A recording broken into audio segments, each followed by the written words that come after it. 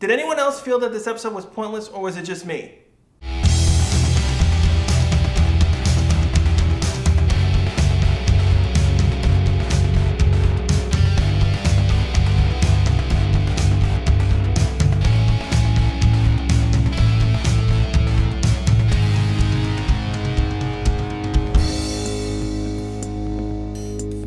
Hey guys, and welcome to another Range Rant. I'm Archer9234. Today I'll be discussing the second episode from the Psycho Rangers arc titled Carlos on Call. Now this episode is adapted from episode 39 from Mega Rangers, but for the most part it's an original made story. However, certain key elements from the Super Sentai episode were actually kept in. One, in the original Mega Ranger episode, the monster had the ability to photograph the Mega Rangers through their suits, and it was the one who was actually blackmailing the Rangers. But in Space's story, it was actually a little kid. Now the episode starts us off with a familiar establishing shot, and we actually get to see one of the very rare uses of the external shots of the surf spot, which is probably very familiar to Power Rangers fans as the youth center. Now it's perfectly reasonable that the surf spot was converted from the youth center, but the surf spot always tried to make itself out as some sort of like, summery Hawaiian locale.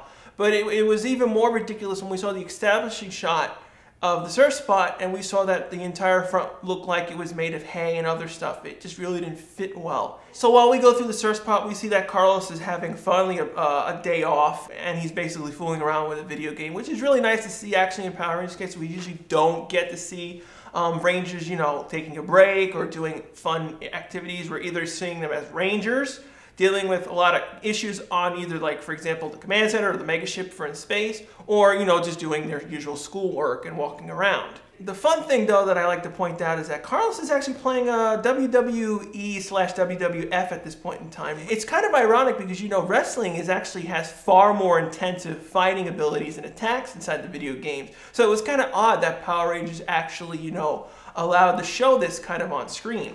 So while Carlos is fooling around with the arcade game, we see that this little girl is waiting her turn while Carlos is finishing up the game. And we do get a little bit of backstory with Carlos. We find out that the girl's mother was actually the teacher for Carlos, and basically asked Carlos for a favor to watch out for Sylvia. And Sylvia does bring up one little fun moment with this, is that she always points out that whenever a person is losing in a video game, they always point out, oh, it's the game's fault, and it's never, the actual person just sucking.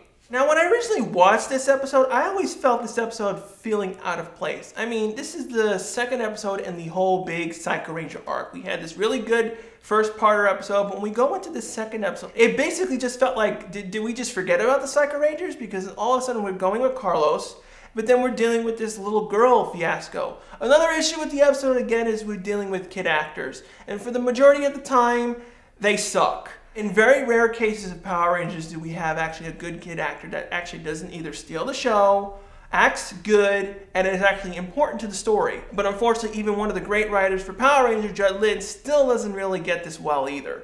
So once Sylvia's mother comes back and Carlos eventually leaves the arcade machine after he's gobsmacked that Sylvia actually knows how to play a wrestling game, he gets a call on his communicator. Now, I do like to point out that in space, they do use the original MMPR communicators, and they do use the astromorphers in circumstances. I assume the MMPR communicator simply changes to the astromorpher when they actually need to morph. Now, while Carlos gets the call on his communicator, Carlos actually tries to rush into the usual hiding location inside the back of the surf spot. But unfortunately, people are using the phones, people are using the back corner, and he pretty much has no place to go, which I thought was really, really cool. Because a lot of times in Power Rangers, especially in the earlier seasons, where they would have to morph inside that little area off from the juice bar main area and the gym area, it always felt forced and fake, because I'm thinking to myself, isn't that also the main entrance from the building that goes into the juice bar? Shouldn't people be coming in and out all the time? It just really felt staged that the MMPR Rangers could scream out, "It's morphin' time," and no one hears it, and no one simply walks in while they're teleporting away or doing things. Since Carlos really doesn't have any other options in the area, Carlos actually runs into a photo booth and actually morphs into the Black Ranger. Now, I thought this was kind of stupid in a couple of ways. One, it does break a logic standpoint in the episode. How does the photo booth take the photographs of Carlos? He didn't put any money in, so why does the machine take the photos? Two, why didn't Carlos simply just leave the surf spot and morph outside? Three, and it's the biggest complaint of all, Carlos runs into the booth and simply morphs immediately into the Black Ranger. But he at no point in time simply calls up either Alpha 6, Andros or any of the other 4 Rangers. It was just really odd because in every other past Power Ranger episode, the first thing to do when they get called in the communicator is respond to Zordon, Alpha, or whoever's calling. Now, after Carlos teleports out as the Black Ranger, Sylvia comes in at the right moment and actually sees the photos get ejected from the photo booth, and basically finds out the secret identity to the Black Ranger. So Carlos finally meets up with the other Rangers, and all of them are basically looking around in the area for the new monster, and of course everyone's kind of confused. But the thing that really sticks out in this scene is that while the other Rangers are looking around for the monster, how come Andros is not there? There's no logical reason why Andros doesn't come with all 5 Rangers. This is a circumstance where using Super Sentai footage is actually against the story, because in the original episode there was a real reason why Kenta was missing from this shot, but in space there's no logical explanation of why Andros was late.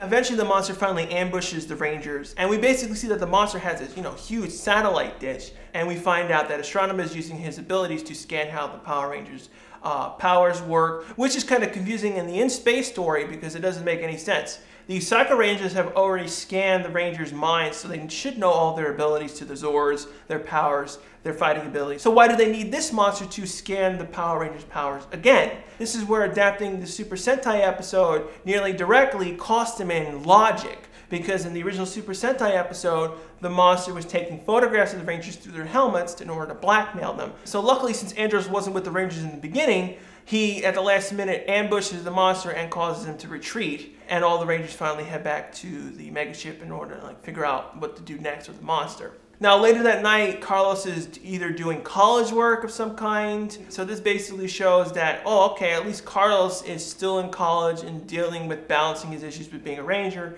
and dealing with his college work, when all of a sudden he gets an email from someone stating that they know his secret identity as the Black Ranger.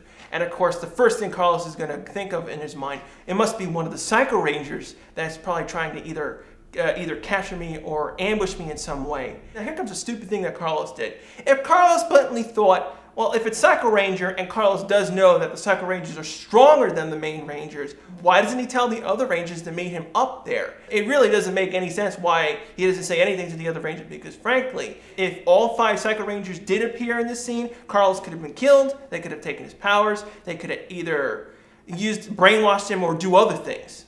But while Carlos waits in the area thinking it's a Psycho Ranger, when all of a sudden Sylvia comes in, and of course, at first Carlos doesn't think Sylvia's involved, and of course she eventually opens her mouth and says, I know that you're the Black Ranger. Now it always bugged me that all these years, Zordon, Demetria, Alpha 5, Alpha 6, Billy, all these intelligent people, and still to this day, no one has figured out a way to erase people's memories. So of course Sylvia, in not too many words, basically blackmails Carlos into making him buy a whole bunch of stuff for Sylvia, treat her to amusement parks. Now, even though Power Rangers is a kid's show and Carlos has to be somewhat nice to Sylvia, even though she blatantly has, incriminating evidence to screw his life over, in this circumstance, I think Carlos should have been mean and simply pulled the photographs out of her hand and tore them up. Because realistically, without those photographs, who was going to believe a little kid? This is one circumstance where I hate it, where the Power Rangers are always these goody two-shoes. Eventually, when Carlos brings Sylvia home, Sylvia finally says, there's one more thing I really want you to do, and Carlos says, well, what? I want to rock from the moon. So of course, after all these days, and of course, the other Rangers not really helping Carlos in this circumstance and on what to do, Carlos finally snaps and basically flat out yells at Sylvia. I really like this scene because, one, because it showed Carlos's really good acting in this moment, and two, it's a really believable scene because anyone who's dealing in this circumstance, trying to hide their secret identity and dealing with, a spoiled brat kid, would snap and yell at the kid because you're trying to save the world, protecting lives, but then you're dealing with this idiotic kid trying to use you in any way, which way is possible. So eventually Carlos storms off and basically outright says, I don't really care that you know who I am, tell the whole world, and then just leaves. Sylvia generally does like Carlos as a friend and doesn't really want to do him any harm. Because realistically, if Sylvia really genuinely wanted to expose Carlos as the Black Ranger, she would have told her mother, and they would have just simply went to a news group and would expose Carlos as a Black Ranger on national TV. While this is going on with Carlos, back in with Astronema, we get the little beginnings of, you know, the Astronema really not trusting the Psycho Rangers because the Psycho Rangers want to kill the Power Rangers as fast as possible, but Astronema doesn't want them to do that. It also causes a risk that, you know, Dark Spectre might, you know, catch on that the Psycho Rangers are draining his power. When we head back to the mega ship, we basically see that Carlos is having trouble sleeping because, again, he feels guilty that, you know, he's yelled at Sylvia. Even though the circumstances are in the kind of extreme, he wasn't really in the right. Sylvia was just, you know, having fun with him in the end, and he really regrets yelling at her when Ashley comes in, finally tells Carlos to come with her. I do particularly really like these scenes because, again, it gives Carlos and Ashley a little bit more screen time than normally, because a lot of times the Power Rangers in space focuses on specific Rangers. Usually Andros, usually Astronema, usually TJ, and unfortunately Cassie, Carlos, and Ashley usually get lost in the mix along with Zane, and so they really don't get that much focus. So it's really nice to see these episodes that do focus on Carlos and other Rangers. And they basically talk to this doctor in this hospital, and we find out that Sylvia has a brother, and we find out that why Sylvia wanted the rock from the moon. Sylvia and her brother wanted to become astronauts, and unfortunately we also find out that Sylvia's brother has died. All of a sudden we actually get a realistic story. They don't censor death. We actually acknowledge the brother has died instead of, you know, the brother has been destroyed, which would have happened in later Power Ranger seasons. I just particularly never understand why in the majority of the episodes, we don't get to hear the word death. We don't hear these really realistic circumstances with people. But in these few episodes, we do. I don't know if it's a censoring issue with Fox or it's the writers being dumb in a lot of places where they just don't want to show death to kids, which I personally don't agree with. So once Carlos finds out that Sylvia's brother has passed away, he really feels sorry that he yelled at her, and runs out, gives Ashley Sylvia's pager, tells her to take care of it, and head to the moon. Which is particularly convenient enough that Sylvia found Carlos as the Black Space Ranger, because the majority of the time, a lot of the Power Rangers cannot go to space. So it was particularly good that she did that. Sylvia, while wandering around feeling upset at what she did, the monster actually ambushes her, and she immediately heads to a phone booth to alert, you know, Carlos. Luckily enough, Carlos gave Ashley her pager, which gave the other Rangers notice that she was in trouble. Now, of course, during the scene where the monster's attacking Sylvia, this is actually from the Mega Ranger episode. Sylvia is replacing a little girl that was being targeted by the monster. So if you look really closely in certain shots, you can actually see Japan's green telephones. Of course, Sylvia's hairdo actually changes slightly to black hair. Carlos finished his duty on the moon and basically fight off the monster. Now, eventually, Astronema, being not too patient, actually orders the satellators to enlarge the monster, and of course, the Rangers have to call the Mega Voyager onto the scene. Now, since the monster has the ability to scan the Megazord's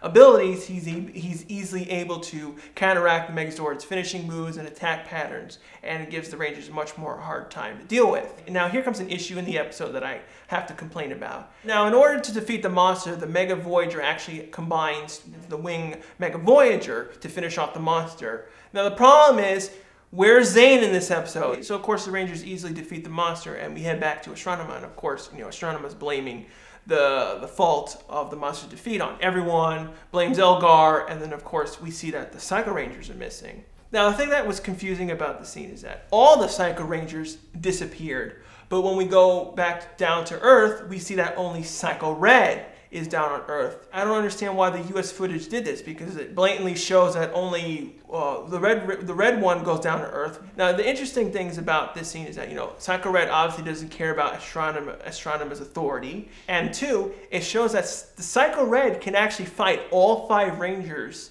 by himself. Now, eventually, Psycho Black actually attacks Psycho Red. So, of course, Psycho Black and Psycho Red are fighting each other. And eventually, Astronema forces the Psycho Rangers to return to the space base. At the end of the episode, we see that, you know, Carlos has finally met up with Sylvia again, and Carlos eventually apologizes. Sylvia eventually apologizes to Carlos. And since Carlos felt wrong what he did to her earlier in the day, and actually gave the girl a ride across the solar system. Now, I want to remind everyone, in the Power Rangers universe, there is air in space. This has been established in earlier episodes of MMPR. It's been established here. It will be established in Forever Ed, and it'll be established in Lost Galaxy and so forth. Now for this episode, I'm really tormented because one, it was a decent Carlos episode. It was nice to see a Carlos focused episode because a lot of times Carlos gets forgotten. The episode is also written by Judd Lin, which is he's one of the best writers of Power Rangers they ever had. It also features some good moments with Ashley. It had really good moments with, you know, dealing with realistic situations of the brother dying. But the problem with the episode is that it features a kid, didn't really have good acting, and the main problem with the episode is that it felt like a filler. I mean, if realistically, if you watch a Rangers Gone Psycho and you skip to the next episode after this, you don't miss anything. So unfortunately, I have to give this episode a 2 out of 5. Unfortunately, it had a lot of issues. One, how come Carlos didn't, you know, answer his communicator? He doesn't know what's going on. Why did he just simply morph immediately? 2, it felt forced because, logically, how did the photo booth take his photos? Why did he run into the photo booth and not simply run outside and go somewhere else? The other Rangers have done that in the past before. Although I do have to say that the girl wasn't totally annoying in the episode. I mean, she's far better than what happened in the Lightspeed Lost Galaxy team-up. That, to me, is the worst episode with a kid.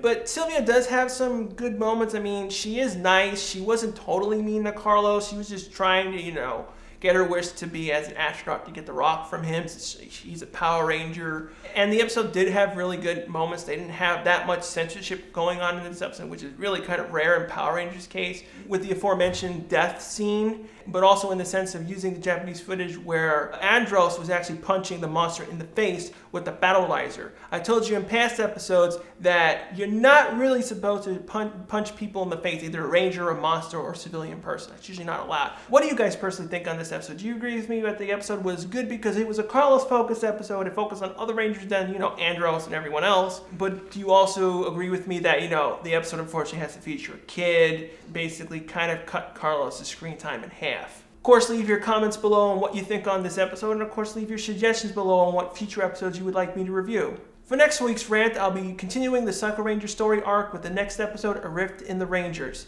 Thanks again for watching. I'll see you guys right back here next week.